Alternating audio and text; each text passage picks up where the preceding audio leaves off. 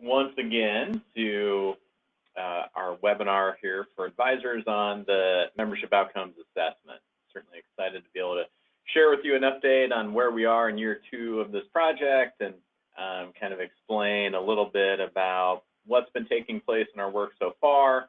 We'll touch a little bit on the Brotherhood schema, which is some of the key areas that we're evaluating, and then we'll talk a little bit about the chapter reporting that we've been providing back and the information that you can hopefully utilize in your work with the chapter. Certainly, as we're going, if you have any questions, feel free to type those out and post those for me, and I'll get to those as I am able. So as we think about this initiative with the membership outcomes experience or the membership outcomes initiative, really it all sort of begins with the question of what is the impact of the Delta Upsilon experience, right? Like I think that as we're thinking about membership within the fraternity, students go through a number of experiences, and I think as we ask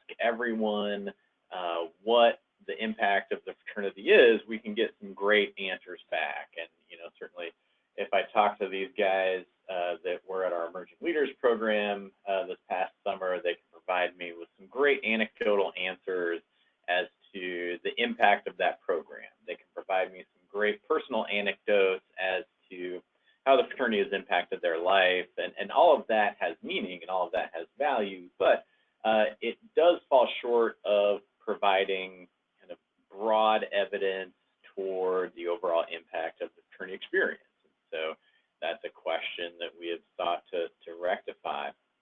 And so we've been engaging in this comprehensive assessment initiative where we evaluate or assess the entire membership of the fraternity.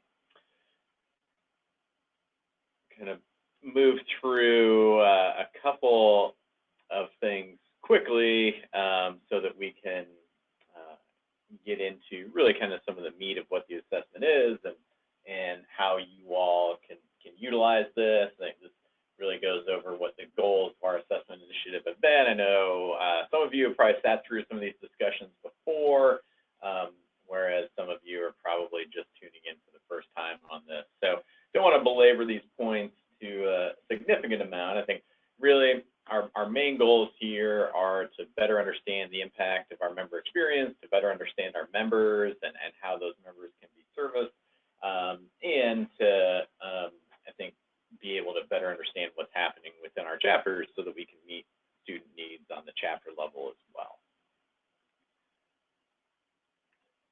The process here, we are in year 2 of an initial 4-year commitment. So I think kind of our initial plan was to be able to get to the point where we can evaluate last year's freshmen, so kind of the incoming 16-17 cohort throughout their entire undergraduate experience, so that we can see how students develop from that freshman point of entry to senior graduation.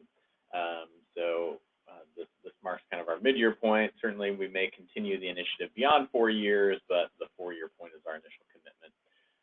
The survey that we administer to each undergraduate member is administered in February and March of each year. It's delivered online. Within the first 2 years, we've received a phenomenal response rate. We were at about 78% in year 1. We had 79% this year. And certainly, that provides us with a great deal of confidence in the credibility of the reports that we're able to provide, and I think demonstrates that we're really getting a good picture of what is happening within our membership. This is also giving us a good sample size to be able to measure year-over-year progress, because we want to have a strong response rate of folks filling it out every single year, so we can see not only kind of each year snapshot, but how does an individual change from year 1 to year 2, etc. And something certainly pertinent to your needs, we provide chapter reports back to each individual chapter with the data compiled that relates to that particular chapter. And those reports were provided at Leadership Institute, and then they have also been sent out by chapter liaisons to advisors and chapter officers. The reports we'll talk a little bit about later on in this webinar, but they are really just a snapshot. They're kind of a summary of the chapter's data. I think we're kind of trying to balance providing really comprehensive information with also not wanting to overwhelm folks. So we decided to really stick with some key highlights on that report, and then if individual folks have specific interests that they'd like to dig into further, we're certainly happy to engage in that conversation. Before we get to that point, I thought maybe we'd spend a few minutes just walking through the Brotherhood Scale. This is one of the key components of the assessment. This was developed by the consultants we're working with. Dyad Strategies has two researchers, Gentry McCurry and Josh Schutz, who have done a lot of work around looking at this concept of brotherhood. And they've identified these 4 different measures of brotherhood that I think, individually provide some good insights as to, certainly individual behaviors and kind of conceptualizations of how relationships are developed within a chapter. And then when you look at the kind of pattern of the 4 measures together, it really provides a good look into sort of what's going on within a specific chapter environment. And then we can utilize some of the other variables to provide some context around that. So want to give you just a little bit more description as to what these variables are, so that hopefully as you're looking at the stuff in your chapter reports, it can be a little more useful to you. So the first piece that we'll address is the solidarity. So brotherhood by solidarity, best described as brothers are there for one another, brothers have one another's backs. And so as we think about this, this is really one where there's sort of a sweet spot that we want to see, because clearly this is a dynamic that we want to have within a chapter. You want to know that the guys you're in the chapter with are going to be there for you, are going to support you, help take care of you. This is sort of, the brotherhood dynamic where you hear the stories of, the guy's broken down on the side of the road and the brother will come and pick him up. You get the stories of the brother who lost a family member, and all of his brothers drive across the state to go be there for the service and provide support for him because they know that he is hurting, right? And so you want to see that a brotherhood has some solidarity in place. Now, on the flip side, this dynamic can have a negative component to it as well. If the chapter becomes kind of overly focused on solidarity, then you can see really a negative dynamic or a negative environment develop. And I think when I'm talking to the undergraduates about this, sometimes I'll sort of refer to it as this is where we start to see kind of the bro tank brotherhood. It becomes associated with a lot of what might be stereotyped as hyper-masculine behaviors. I think a lot of kind of the TFM sort of culture, emphasis on high-risk alcohol consumption, emphasis on kind of social prestige and attention from women. You see this start to become associated with some of the more extreme hazing behaviors, and you also start to see this manifest in what our researchers will call almost kind of like a gang-like mentality, where it is sort of like a protectionist mentality. Back each other up to a fault, enable negative behaviors, perhaps at the expense of accountability. So when we're looking at our chapter reports on this, generally you're looking for something between a 3.2 and a 3.8 on our 5-point scale as being in sort of that ideal range.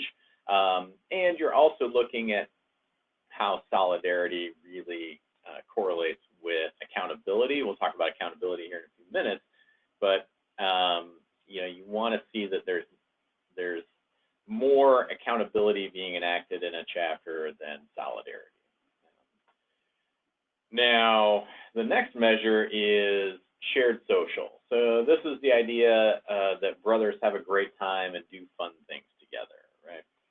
Again, this is an important dynamic, you know, kind of on the most basic level. Being in a fraternity should be fun, right? This should be an enjoyable experience. And so when you see a chapter or a group that has a really low shared social, you know, that's one where you have some concern that there may not be good relationships in the chapter. Maybe guys aren't enjoying being a part of the fraternity. Maybe guys actually don't like each other or don't enjoy spending time with one another. And so you need to have some dynamic of social interaction, right? And with social interaction, that doesn't necessarily mean, you know, party, alcohol.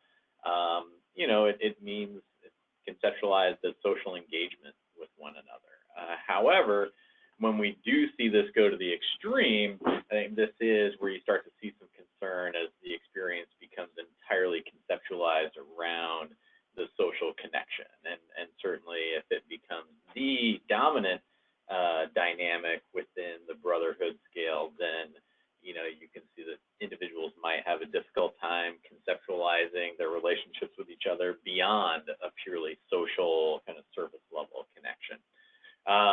When we really start to see a very high solidarity and a very high shared social connected with low accountability measures, you know, that's where you really start to get concerned about some of the more extreme behaviors around kind of high risk alcohol use and hazing. And so those are areas where you may want to, things where we would want to confront some of those issues.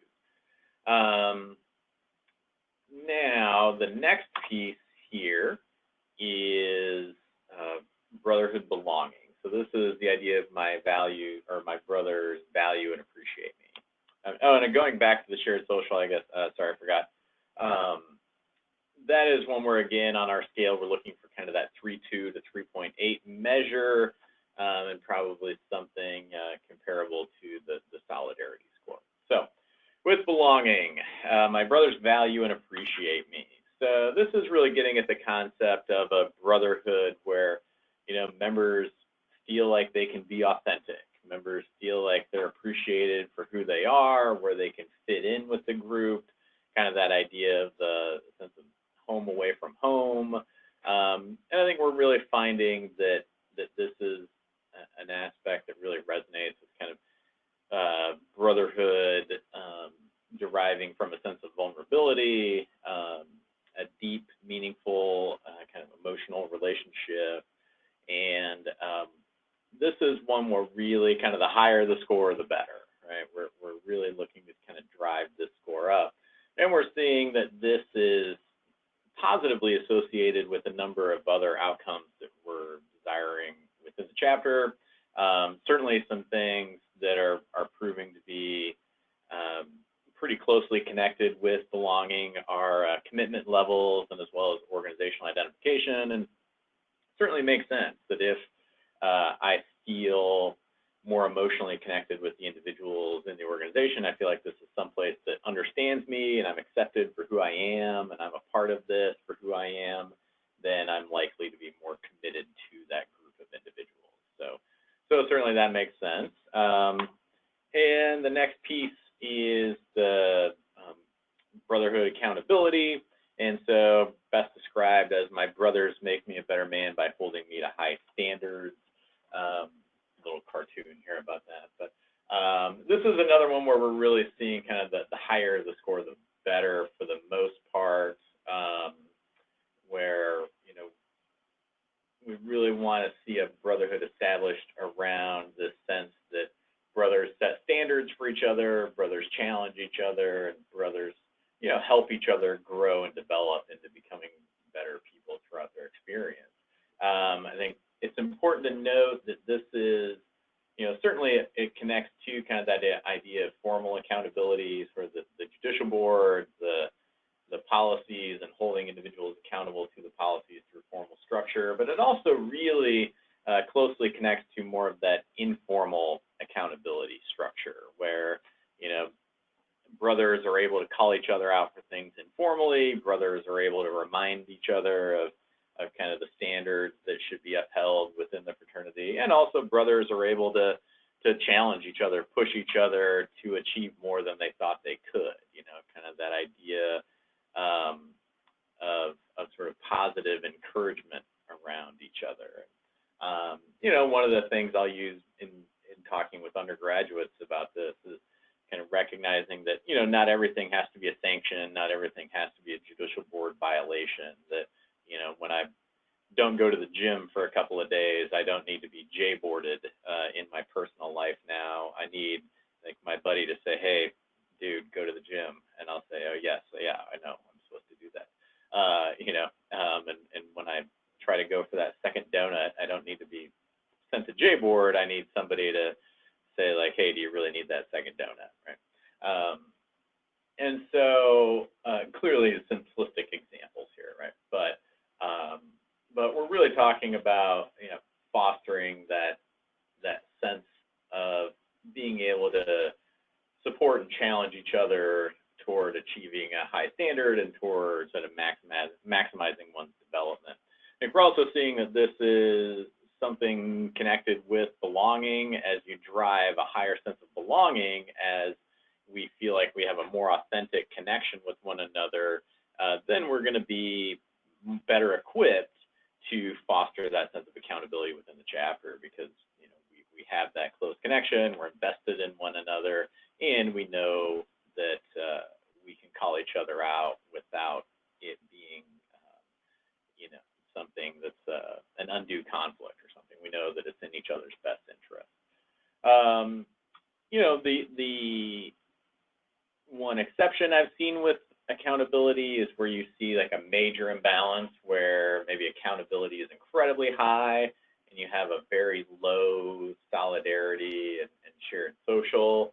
That might be something where maybe you're seeing almost kind of like a police state exist within a chapter,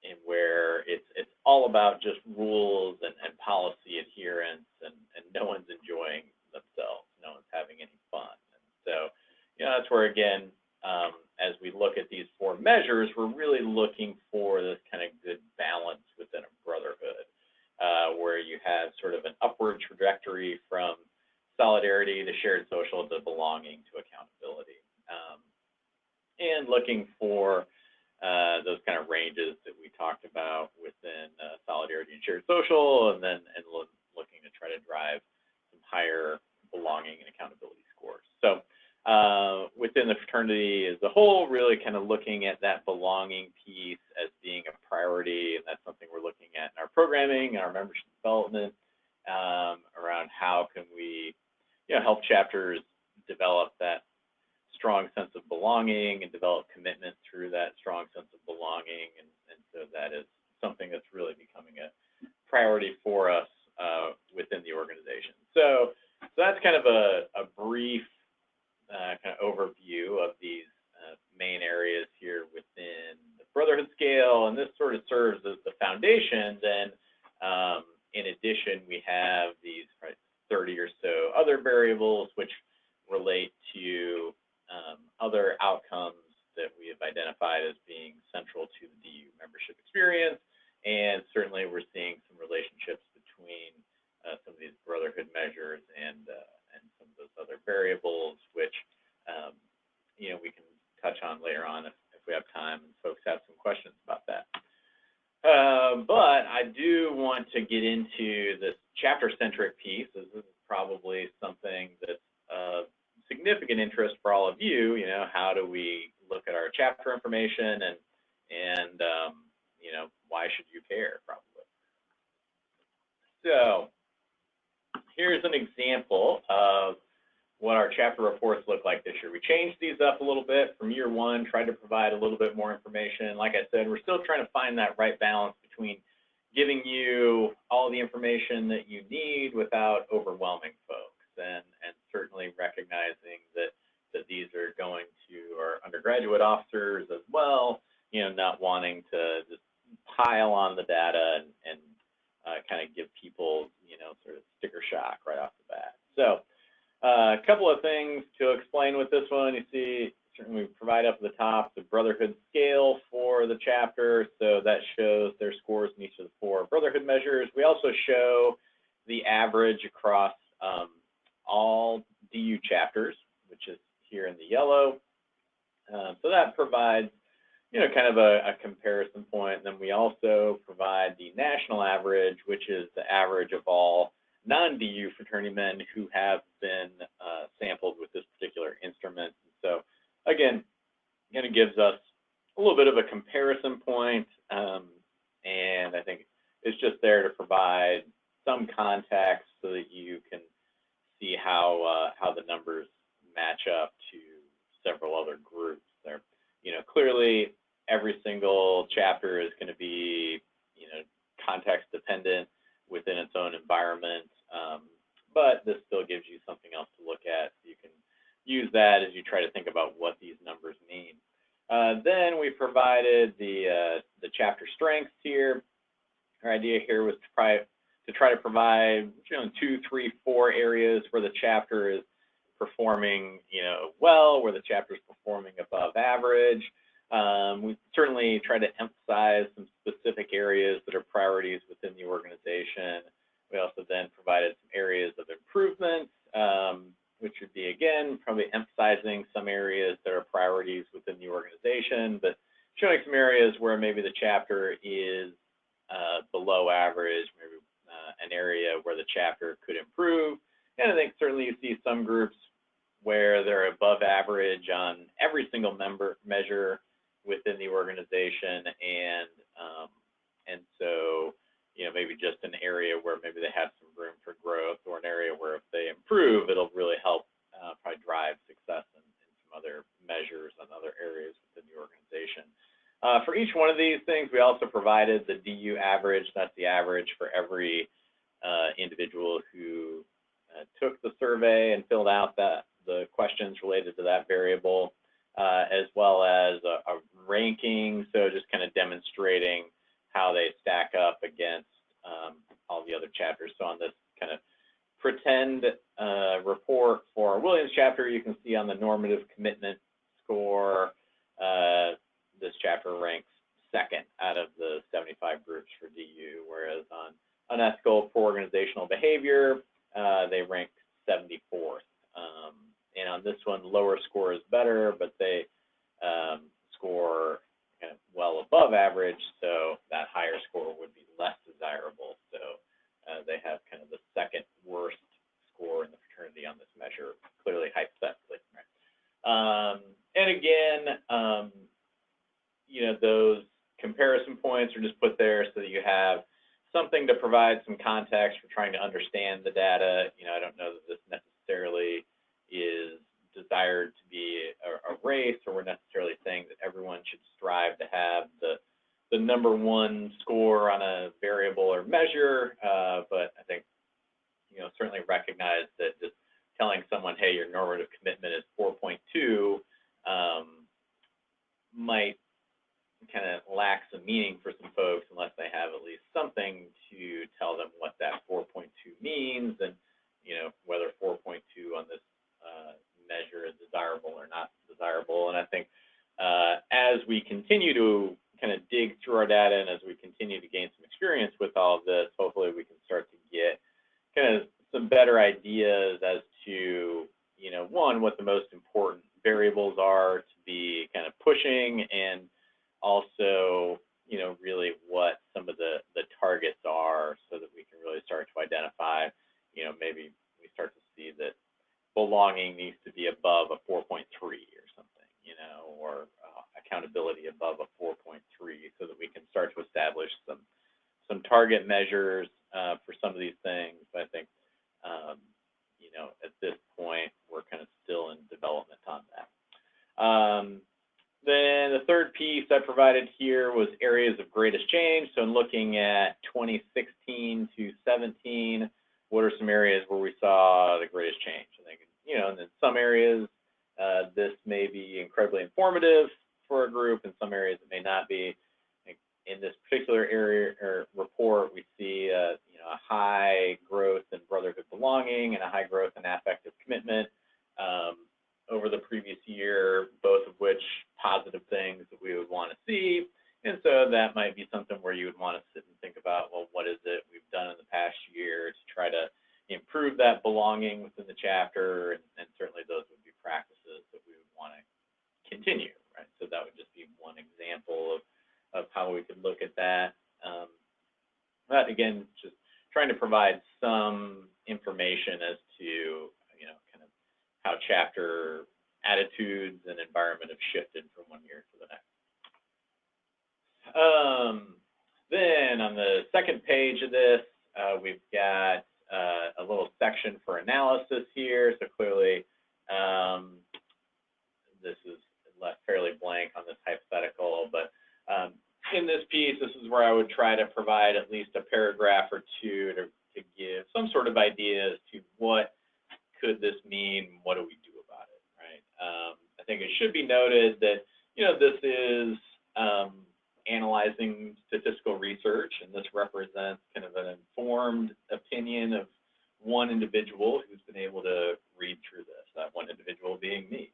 So, I think I feel confident that this is likely a good interpretation of the data, but I think it should also be understood for what it is, that, that there is certainly room for additional discussion, debate, and analysis within this, right? So as you're reading through that, I think just keep in mind those points. And I think ultimately, recognizing that this is a very, brief snapshot at the data. So this is really meant to be kind of an introductory look and meant to be something that can foster some additional kind of investigation, discussion, reflection, and should be taken as such rather than taken as, a wholly 100% written in stone, edict on the current state of the chapter without any other context. Certainly looking at this within the context of all the other information we have available on the chapter is pretty important. Then the final piece here is the areas for improvement, this box here. And so here, trying to provide several suggestions as to, what can we do about this? So we see that the chapter is, performing below average in regards to sexual assault attitudes and social status. We may have some analysis on what this means, but then really, what do we do now? And so that's where we'll provide some programming recommendations, some chapter development recommendations, certainly with the caveat that this is also, not going to be a comprehensive list of everything the chapter should be doing this year. This is just kind of the start to give you some ideas heading into your own chapter planning process, and you should utilize all the other resources the chapter has available through Men of Merit program, through the Chapter Excellence Plan, through certainly advisor resources and headquarters support within the planning, but hopefully this provides some initial direction and providing some sort of response to what we should do about this, what this data is saying. So that's the report that we have in place here. Now, like I said, we have tables of reports where we show every single variable for the chapter, and we have comparison with that. We're building in comparison points for each chapter on their 2016 data. I just don't have that in a format where it's easily shareable yet. We have to pretty much input all that manually, so we're still in the process of creating those reports. But that stuff is available, and I know a couple of you have requested that, so certainly other advisors are interested in getting their hands on some more statistical data. We're certainly happy to provide that and happy to walk you through any of these things anytime. couple of additional thoughts as you're looking at your reports. I think, again, recognize kind of the context of this. I think certainly additional data such as our meta-merit standards, personal observations should be utilized to provide some additional context. And I think what I have found in a lot of regards is, it's not that necessarily sometimes we'll see, the on-the-ground observation or the meta-merit data refuting what we see in the report or in our membership outcomes data. I think rather a lot of times what we're finding is it's helping to explain it further, adding some depth, helping us understand, why is this the case, and then giving us, really some additional perspective as to how to move forward. Like I said, I see this as being an important place for starting a conversation. And I think it can be great if you all can support this by using some of this information and sharing it with undergraduates, having a conversation with undergraduates. As I am talking to students about this, I like kind of putting the data in front of them and just having them think through why they think this is happening in the chapter, really try to strip some value judgment out of it, look at it from more of a researcher perspective, not saying, it's good or bad, let's just understand what's happening. Then we can start to, look at what can be used to help the chapter improve, ask members to reflect on behaviors they've personally experienced, what might be some behaviors that are causing development of high solidarity, what might be some areas where we are lacking, where we're not developing belonging, all things that can be good exercises for the members to just kind of sort through a little bit. And then finally consider how chapter environment attitudes may be impacting some of these operational measures.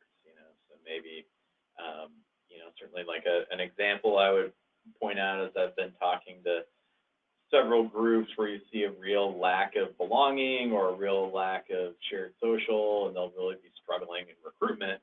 And you can start to see like, well, certainly it makes sense that a group that does not have a strong connection with one another, where guys don't feel like they belong here, or guys don't enjoy spending time together, are going to have a difficult time convincing other people to join that organization.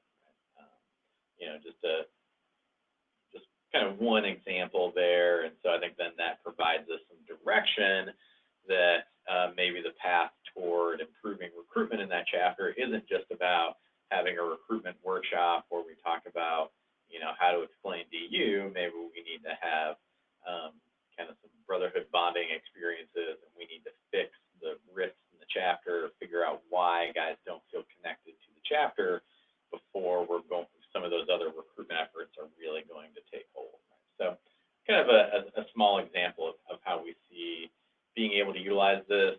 Certainly on the flip side, I think you can also see some examples where a chapter will be performing really well, where a chapter is providing some outstanding educational experiences, and where that will really resonate. And so I think another thing that's great to do in working through this with the chapter is figuring out, how can we utilize some of that in our messaging for promoting the chapter and for talking to our stakeholders on campus, utilizing it in recruitment, and really being able to share some areas where, the chapter members are having a good educational experience, a good brotherhood experience, and doing so in a way that will resonate with students. So that is sort of my brief overview of what we have and what we're providing this year. Like I said, we're certainly happy to dig in deeper on some of these things. I think probably some of the stuff that I didn't really get a chance to touch on is what some of the results have been on a national level within this, but I really wanted to focus on kind of how you can utilize this on the chapter level and what some of the data means that we're providing for you all on the chapter level. So we'll open it up to questions if anyone has any questions or any additional information that anyone would like. Feel free to type that in, I believe.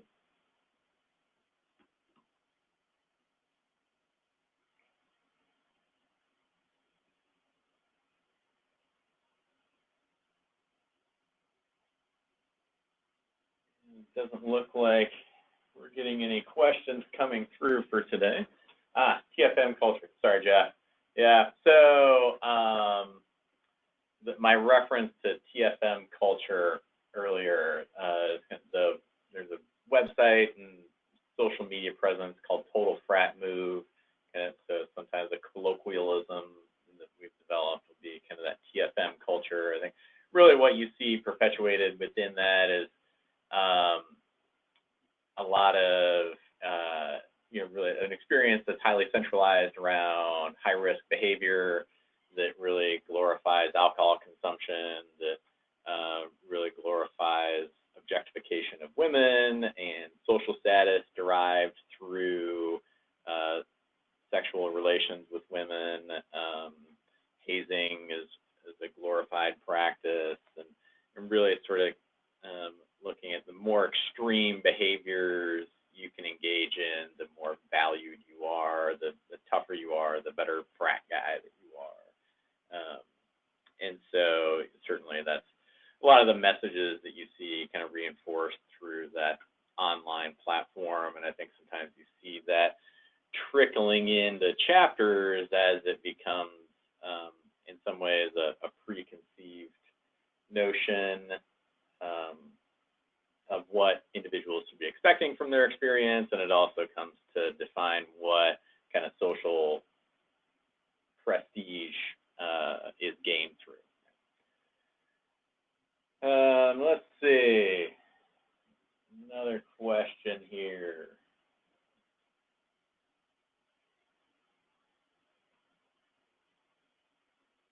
Is there an estimate for time frame for the dates for the 2018 assessment? Yes, there is. We will be looking to administer the assessment on a similar time frame as this previous year, launching right around the start of February. I think the last 2 years we've kind of extended the time frame of data collection into March. I think certainly we'll hope to try to wrap data collection up as quickly as possible, but it'll be in kind of that February to early March timeframe that we'll look to do data collection again for this coming year. And we're trying to keep it consistent from year to year so that it just provides kind of a little more consistency in the data. So that is the plan there.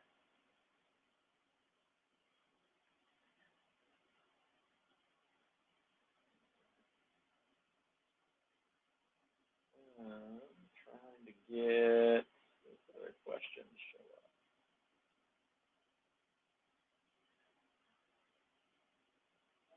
up. What direct support is headquarters going to provide chapters that have opportunities for improvement? Good question.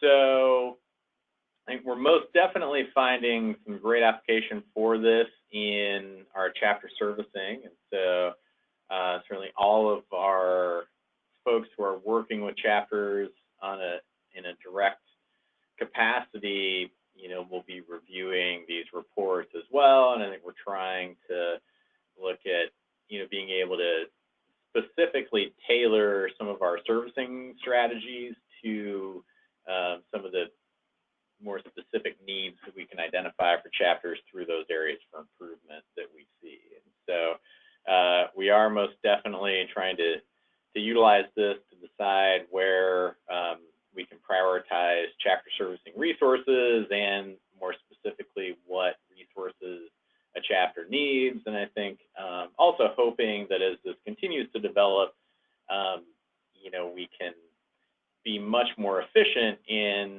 that time spent on the ground with a chapter, working with a chapter, can be much more focused on prescriptive action, things that need to be put in place, rather than needing to spend more time on sort of analysis and diagnosis. So certainly do hope to see that we'll be able to become much more targeted in getting resources in an effective way directly to those chapters that have areas for improvement.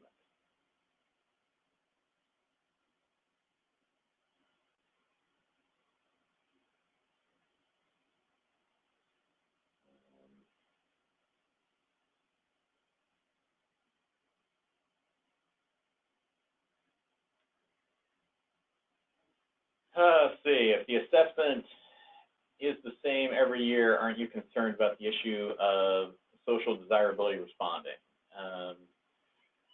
So I think, essentially, I think what I'm understanding from this is, are we concerned that folks are going to kind of game the system or try to answer in a way which is desirable or trick us? And you know, certainly with any assessment that we could do, that could be a concern. You know, I think a couple of things here. One, really want to emphasize with folks the importance of providing, you know, a realistic and credible look at what's going on in their chapter. I think, you know, it helps all of us more effectively when we get honest responses and data that is credible, right?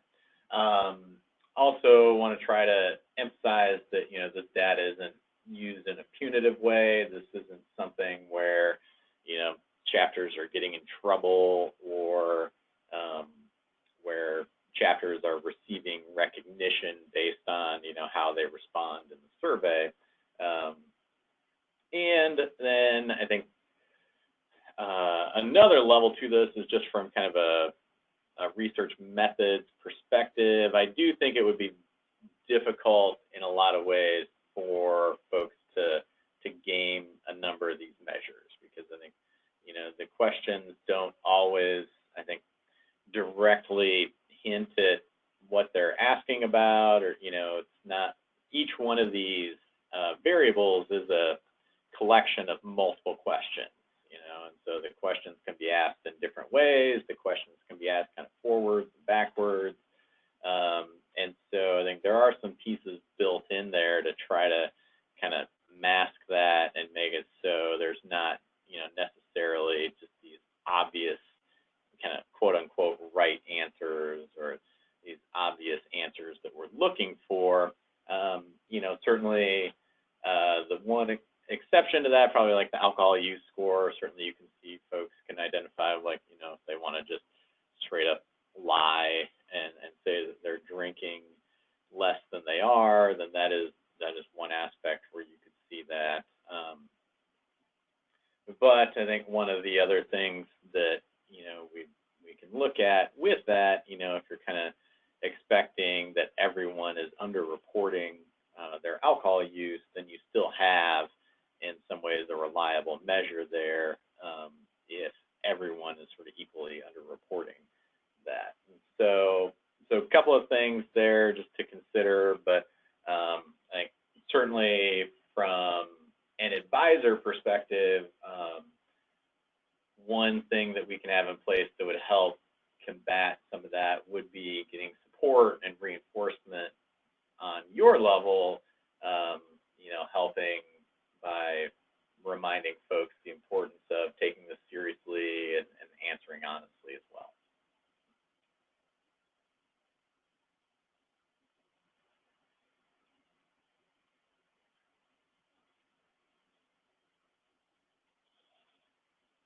Let's see, another question.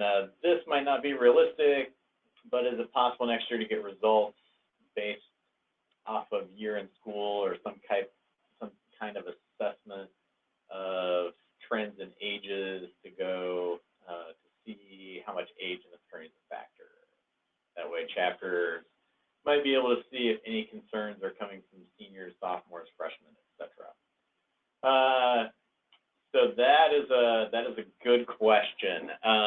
So we do have results on the kind of national level broken out by class year, so we are able to look at what's going on from freshman to senior. Providing that on the chapter level, that is a good question. I think that is going to be something that I would need to address with our survey consultants. You know, I think that that's probably something that would be possible, and I think that's something, I don't know that it would necessarily be an excessive amount of work. It's just one I need to figure out. But I think that most definitely, if we have a number of folks that feel like that would be something of real legitimate value for you, then I can definitely dig into that and try to look at providing that for you.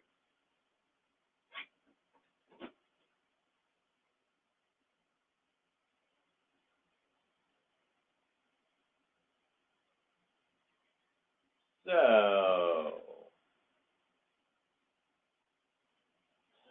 any other questions out there from anyone?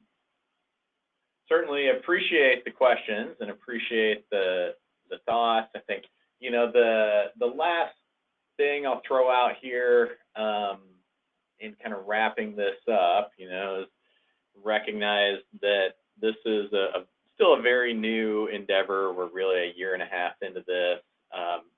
No fraternity has ever done anything like this on this scale. There's actually two sororities now, Zeta Tau Alpha and Kappa Alpha Theta, that are doing some very similar work, and we've actually been partnering with them on some collaborative efforts kind of on the back end, which has been great. But, you know, still no fraternities have signed on to do anything like this, and so we're very much in kind of uncharted territory. So there are a number of things, I think, that we're kind of figuring out as we go, and a number of things within this that we continue to refine. And so within this, gaining your insights and learning kind of how you're able to utilize this data on the chapter level and what information is of value for you is certainly helpful for us as we continue to work and continue to try to figure out how to maximize our gains out of this. And hopefully, as we continue to do this, you know, year over year, we're going to start to get just increasingly powerful data speaking to what experiences are really providing positive impacts and what positive impact the fraternity is really having on our members. So definitely appreciate your engagement, appreciate your interest in this, and always willing to follow up and have further conversations and answer questions and receive feedback and take your ideas. So with that said, thank you all for joining us, and look forward to working with you all in the future. So take care.